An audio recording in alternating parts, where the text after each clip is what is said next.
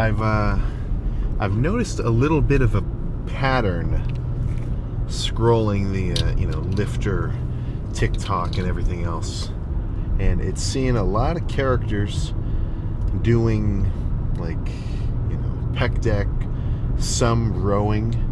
I don't usually mind as much. I would do that a bit too.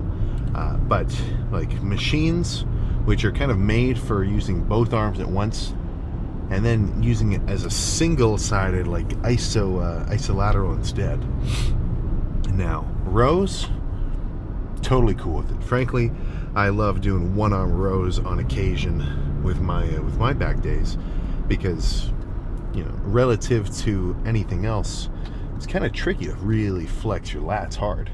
Plus, if you're ever doing a double-sided row movement, especially one that's chest supported, it can be rather tricky to really push it, I feel, because you're totally squishing your freaking rib cage. It makes it hard to breathe, But something like a pec deck, I don't know if you really get much more benefit from doing one arm at a time versus the other.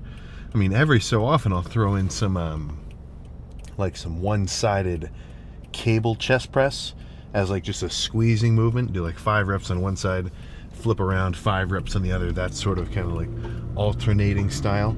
But with regular hefty work like that, honestly, I'd probably be more inclined to lean towards doing both sides at once rather than one at a time. But I mean, it's definitely a personal preference kind of thing. Maybe this is just me being a hater. But I mean, I don't think I've ever kind of felt the need to do regular pec deck with one arm at a time. But if you do feel it more, then tell me to freaking screw off. Keep doing what you're doing. It's just this a little something I've been seeing a lot, and it kind of just feels like it's in the same wave of kind of fitness, or I guess more bodybuilding specifically, of really trying to reinvent the wheel of how all these lifts and different movements should look. I don't know, man. I think the wheel's been invented. There's occasionally a new fancy pants kind of machine that I've never used before, where once I get on, I'm like, whoa, I might have been missing out. This pec deck is kind of cool because the seat rocks back and forth as you do the rep. It kind of changes the range of motion from a regular linear sort of thing or whatever. But for the most part, it's going to be hard to beat the basics. Cable flies, pec deck, pressing of any variety. Same thing with back, rows, pull downs, pullovers. As long as you're feeling it, you're cool. So yeah, I mean, change it up, of course. You don't want your training to get too stale, but don't feel like you have to freaking completely, maybe not uproot, but excuse me. Don't feel like you have to completely redo and rethink your approach to training on a lift by lift basis. Right? Pick some new machines, do some stuff you haven't done before, but maybe don't overdo it, is all I'm getting at. So for me with back today, nothing too crazy, and I've been getting a couple of comments, which don't forget, this first week, these first kind of, honestly, probably getting up to 3 weeks, I'm still getting re-exposed to some heavier weights, because the past 5 months or 4 months or so, I've been doing a lot of light squeezing stuff. So it's going to take a little while to kind of get reacclimated to more intense, growing, bulking kind of training. But even with that being said, I think I'm kind of starting to prioritize much more controlled back movements, and what I mean by that is just stuff where I'm not exerting energy for no reason. For me to do a set of chest supported rows of any variety, let's say I'm doing an upward or just whatever, the only thing that's really being worked is my back. I'm not working my glutes, I'm not working my lower back, I'm not working my whole posterior chain like I would if I had to do not had to do, but if I was doing bent over barbell rows, because if I'm just aiming at my lats and mid traps and everything else, what's the point of completely working my lower back, my erectors, my glutes, my hamstrings, everything else? I think it's just making me extra tired, and sometimes that argument isn't actually kind of accurate, right? Like I'm still going to do some crazy squats, even though it utilizes my glutes and my back and my freaking, all sorts of extra stabilizers. Even though I'm only working my quads, like that's what I'm aiming for. You're missing out on the sort of tension aspect of being able to load that much weight than if I only did straight up leg extensions. So there's kind of a balance of we've all heard the phrase stimulus to fatigue ratio, right? But with the bent over barbell rows, at least for me personally at this point, I think it's just not necessarily worth it. I'll throw them in on occasion too, but don't forget, I'm trying to thicken up my lats, my traps, my whole upper back, make it thicker, more dense, wider. I don't really need to grow my erectors anymore. And in kind of the style of training I'm aiming for, going for that more so Dorito X-frame kind of look, wide shoulders, wide back, big legs, and then I want my waist to stay as big as it is right now. I don't need my waist to thicken up at all. My lower back, my erectors, man, that's going to kind of contribute to some thickness in my midsection. And from all the heavy bent over rowing I've already done, they're kind of there. We saw some Christmas tree action, so I don't really want to thicken up my lower back any more than necessary, because that'll add to the illusion of making my upper back extra big and freaking huge. So that's why you're never going to see any deadlifts. It's just not conducive to... It's just not conducive to what I'm aiming for. But it's currently 1:18. My oven timer was kind of freaking me out because it was saying that it was 12:18. So is daylight savings still going on? I was kind of under the impression that we ended that. It was kind of like a big deal. It's like, oh, no more daylight savings. You don't have to worry about setting your clocks forward or back or whatever. But I feel like this was kind of done with, So, is the sun going to set earlier, or do I get more daytime? Doesn't really matter. It's not going to change what this lift is going to look like. So, keeping it reasonably simple. Pull downs, rows, pullovers of a couple of varieties. Get a post down, roll. I don't know what the post-workout meal will be. I'm a little more concerned with making this lift happen first. But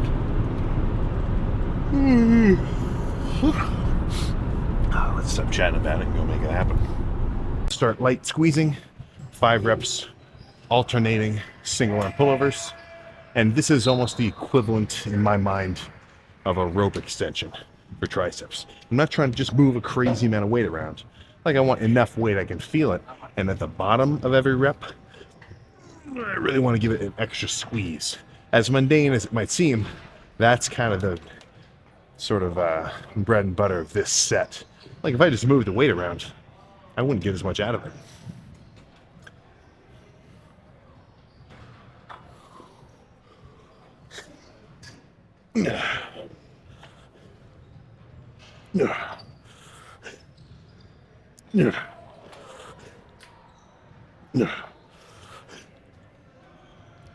Okay.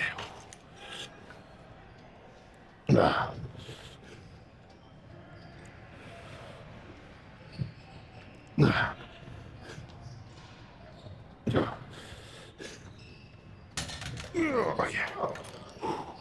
got that shit.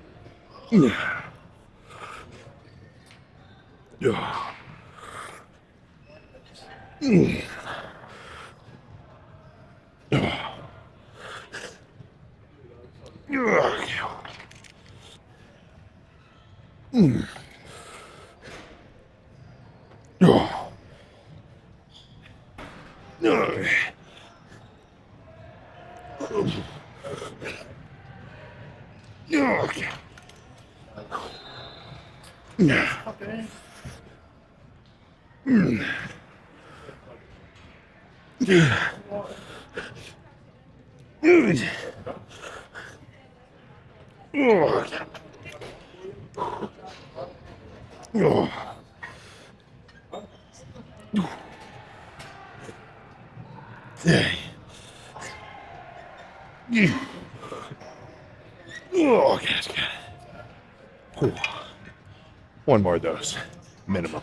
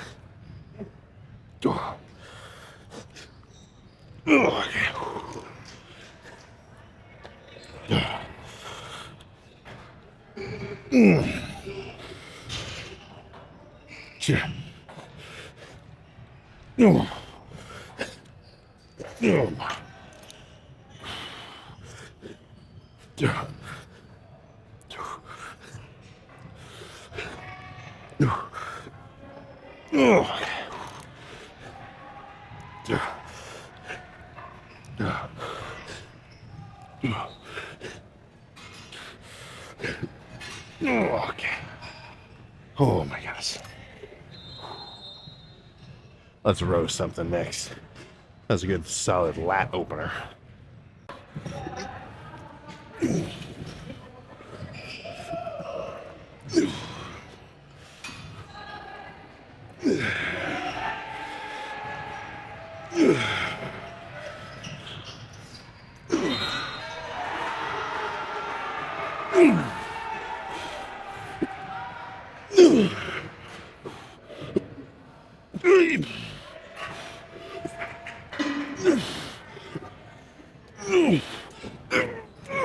Okay.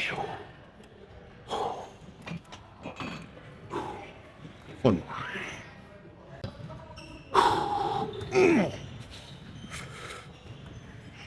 Hey.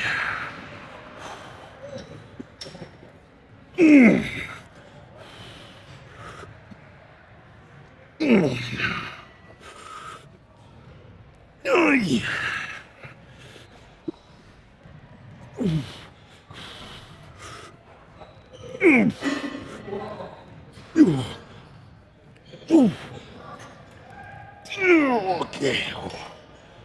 Oh my gosh. All right. I don't know what to do next, but let me think about it for a moment.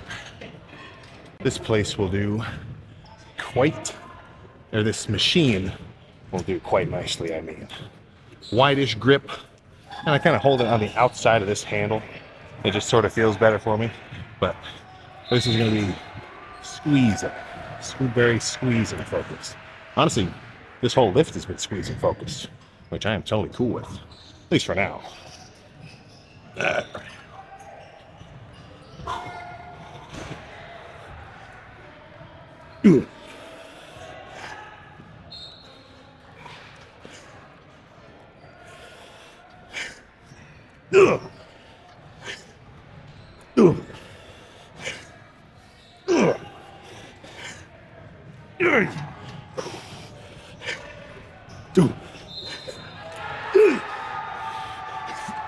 Oh my god.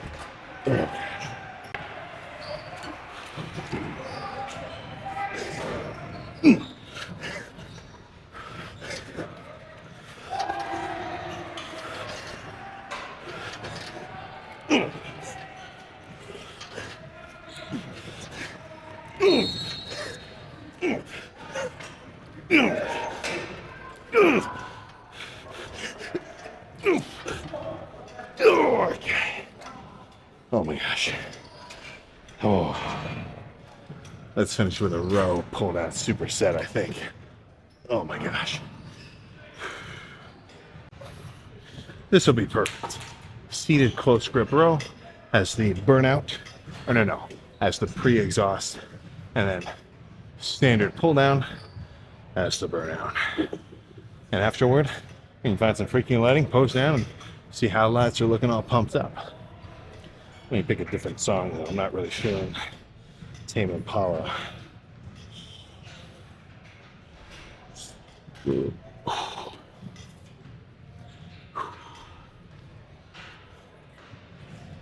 right.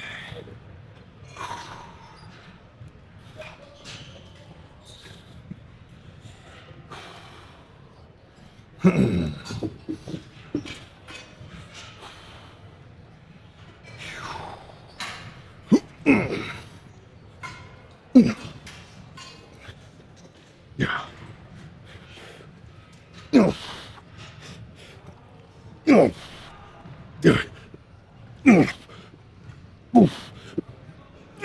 Okay.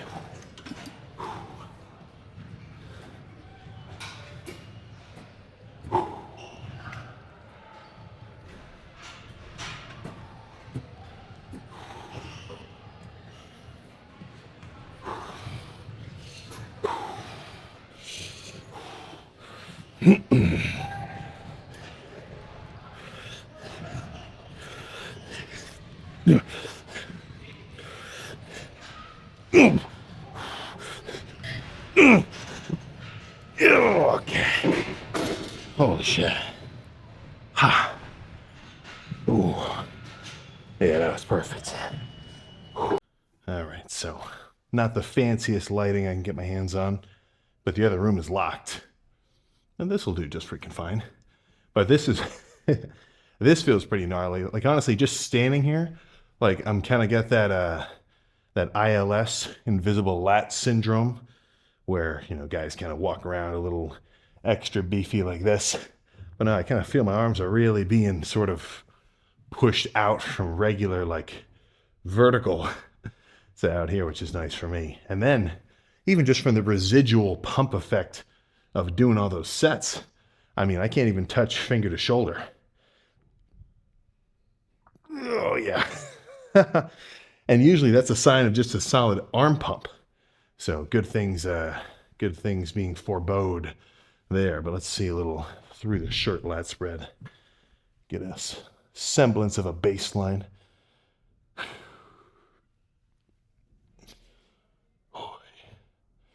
Well, feeling pretty freaking wide. Let's see how we're looking pump cover freaking removed. All right, come on. So that last set was kind of the heaviest, nastiest one, which I kind of like. And not only like, but I miss, you know, because there's a certain level of caution that I have to employ when I'm all dieted and flat and depleted. I'm not so just, I mean, really just almost not so muscular, right? So it's going to be way more beneficial for me to do like a light, slow squeezing set of rows, because it wouldn't even feel that good when I'm carb depleted to do like a really nasty one. Like I feel like I'm just going to pull something. But when I'm full of carbs, full of freaking glycogen and everything else, those nastier sets feel a bit better. It's almost like I just got more fluids at my disposal. So I guess that's one more way that my training changes from bulked to cut. But either way, let's see how we're looking.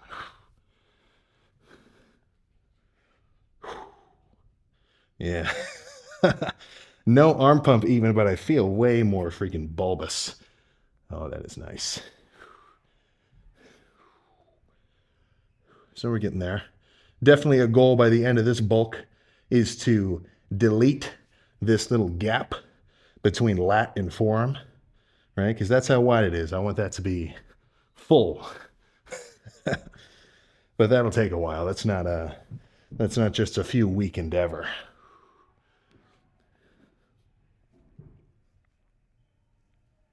Oh.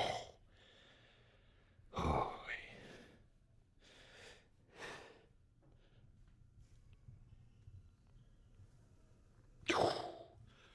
Oh my goodness. Well, back more than sufficiently pumped. Starting to feel like I'm getting back in the swing of things, of more bulking style lifts. And frankly, I just like walking around extra heavy. So only heavier to come. That is for freaking sure. But let's get out of here. We're done. Back to the car. I can guarantee that I am going to be feeling my back in the morning. In a good way. In a freaking good way, that's for sure. But going to be feeling it nonetheless. So, am I concerned with that? Not exactly. But I can almost guarantee I'm not going to be so sore after today's back day as I was after the last one that I just had. Because I'm getting back into, a little heavier training, get some more carbs in my system. I can actually push it a little further on a set-by-set basis. Plus, I'm sure my volume is going to increase as well. Because the more fuel I've got in my system, the more sets I'm going to be able to handle. And also, the more it's going to take for me to get really fully pumped. So it's just kind of the nature of bulking up and having more energy. My muscular endurance will also kind of increase. So these lifts are going to start getting a little bit longer as well, which is fine by me, because I still want to hit that threshold of going as hard as I can in as dense a workload as possible, right? So what I mean by that is I don't think that you should do a 30 set back day. Even if you take the sets a little easier and leave reps in reserve, I don't think doing 30 working sets is your best bet. Now, I also think doing 2 sets isn't going to be enough either, right? So where's that sweet spot? And for the most part, I would argue that in like a bulking kind of context, at least for me, by the time I finished about 8 or so sets per a single muscle group, sometimes 9, sometimes even as low as 5 or so, when I'm fully pumped and kind of fully fatigued, like on my arm days, sometimes I have a bit lower bicep volume. If I do self-assisted, like beyond failure reps, like if I do bent over dumbbell concentration curls and I take a set to just straight up failure, at least for the most part, and then assist myself with 5 more reps, like lifting the dumbbell, which I could not do with my own arm, and then just riding the negative downward, I might only need to do 5 sets, like 3 of those, and then maybe 2 more squeezing finishers, and I feel like my biceps are fully cooked. Now, that's kind of a subjective situation, because it's like, what does it really mean to be able to say, like, okay, I've done enough, like I've lifted hard enough, I'm pumped enough, I can't really do any more meaningful work, now it's time to just go home and recover. And that's kind of, I think that's something to be discovered for you specifically, because it really is just a person-to-person thing. And not even person-to-person, but lift-to-lift. Because day by day, I mean, maybe one day my, I'm extra recovered, I'm just perfectly well-rested. Like if I were wearing a Whoop, it would say my recovery score was like 100. Or I don't know, something, whatever. Like I'm perfectly primed to hit an insane chest day. I might do 10 sets because I've got extra energy. I feel like I can just keep pushing weights. I'm getting more and more pumped every freaking set. It's like, why stop, right? And then get to a point where I'm like, okay, I've fully fatigued my chest. I've used all the energy in my disposal, totally wrecked it. It's pumped as hell. Let's get out of here, right? Mission accomplished. But let's say maybe on another day, or just for whatever reason, by the time I've done 5 sets, really hard, they were good working sets, I can say, okay, my chest is as pumped as it's gonna get. I'm completely, like, I can't even freaking fully flex it all the way, it's so pumped up. Then, call it a 5, right? It's kind of just gonna change on a little bit of fluctuation of everything else that goes into your lift. Maybe even just mentally, like if you're not totally on your game, or if you are totally on your game, like really locked in, you might be able to get all that work done in 5 sets because you made those 5 extra intense and you really pushed it. Whereas maybe if you were a little bit, less totally in the zone, then you didn't really push your first 3 sets as hard as you totally could have, then maybe it might take you more like 8 to reach that point of fatigue and kind of pumpness. So that's what I'm, if it boils down to just a few key factors on a lift by lift basis, I want to be fully pumped, I want to be fully fatigued, and I want to, basically fit the framework of what I know a good workout is for me. I mean, at this point, I've done, let me think. So we're rocking about 6.5 years of lifts. let's just count 6, 52 weeks a year. So 300-ish, 330. And then I've hit arms almost, or just about twice a week. So that's, I mean, I've done like 600 arm days at this point, you know? So they've all been reasonably different. I mean, I've done higher volume days, I've done lower volume days. I've done like superset style workouts or just all straight sets and, you know, just drop sets and everything else. And with that kind of like data that's been sort of accrued for me, I know like, okay, these kind of lifts feel pretty good for me. I feel pretty fatigued. I know that this is, you know, kind of contributed to gains in the past. It's like, I know what a good workout is for me. Is this a good one? Yeah. You know, and that's going to depend on my exercise selection and everything else. But if at the end of the lift, you know you pushed it, you're pumped, and you're going to go home and eat in a way that's going to be conducive to your recovery, be it bulking or dieting down, then you're good, right? I mean, people can talk as much smack as they want about your form and your technique and your style, and they might be right, but you can't argue with somebody's pump. You know, if somebody does a kind of funky, unorthodox lift, but at the end of it, their arms are freaking pumped to the point where their sleeves look like they're going to blow off, seemed like, even though it might be a little funky, that freaking lift worked, you know? So it's like, you can, sometimes the ends justify the means almost. But that's not to say you shouldn't try to evolve your training over time either, right? You got to make sure to keep an open mind to new information that's going to come in at kind of a constant rate over time. And then just pick and choose the good tips.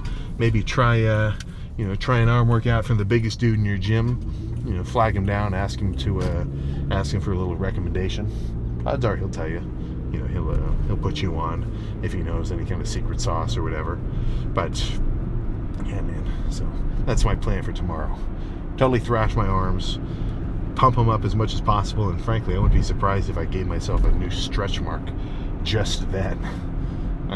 I guess we'll just have to see. But either way, good back day. So I'll see you tomorrow for some arms.